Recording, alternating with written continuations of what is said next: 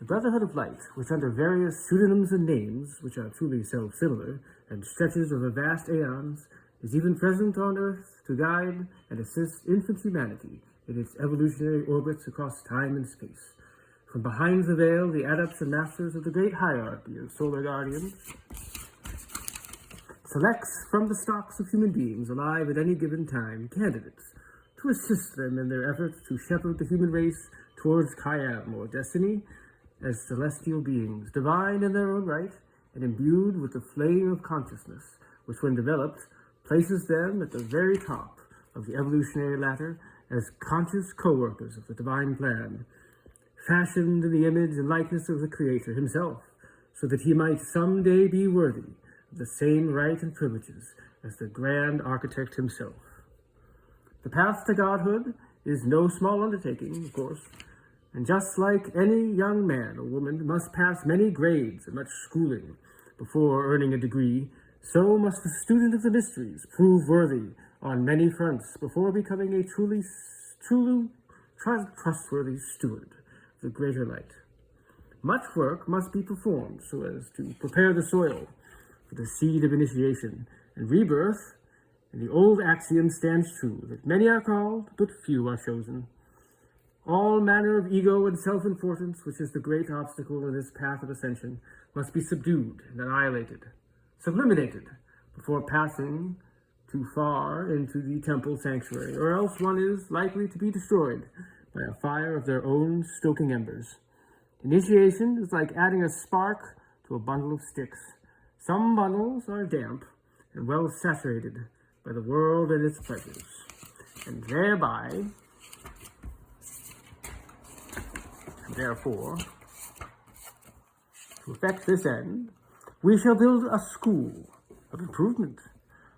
methods designed to offer free education and the ability to offer a variety of solutions to the problem of providing human needs to the planet Earth and to all its people. There is no reason why any human should be unable to procure a sound and upright education, should he or she so desire to learn, most especially if an aptitude and love of learning be there present, no matter whether one be of young, of age, or of old, for it is nature's law that there is food for the hungry and water for the thirsty. Let no man be placed before them bare, bars which should deny one access to that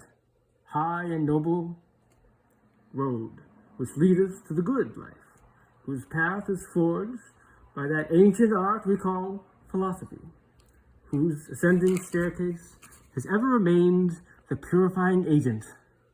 established by the wise of every age. That infant humanity might be invested with tools that may learn to subdue their discordant passions and improve themselves in everything good, amiable, useful, both here and hereafter. For the true aim of education has ever been to draw out that which is laying dormant from within via a process, minutus, which means memory or recollection of that which is eternal,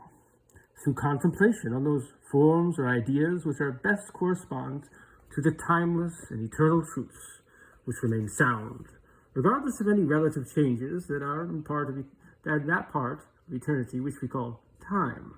which is always changing, and which always changes, subject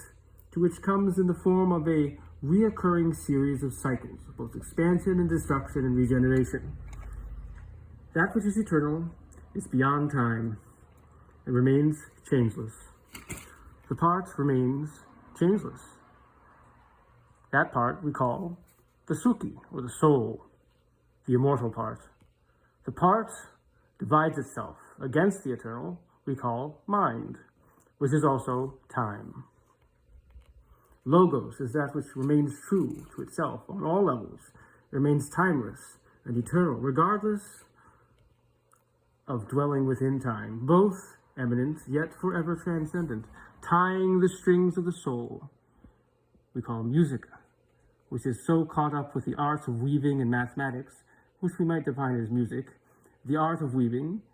mathematics, the fabric harmonic divisions according to the spectrum of physiology, therefore strengthening the ties which bind together the cosmos or universal order. So philosophy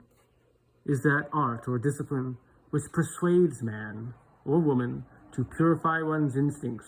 sharpen their intelligence, strengthen their moral resolve and self-awareness, and ultimately learn to separate the useful from the useless, placing the soul, representing that part of the self which is immortal, as the primary part before both the mind and the body, which, unless ruled by the soul, tend always to divide and consume, but which, when raised to their proper places, are ever eager to sacrifice and serve unto that which is good and beneficial to all. So mote it be.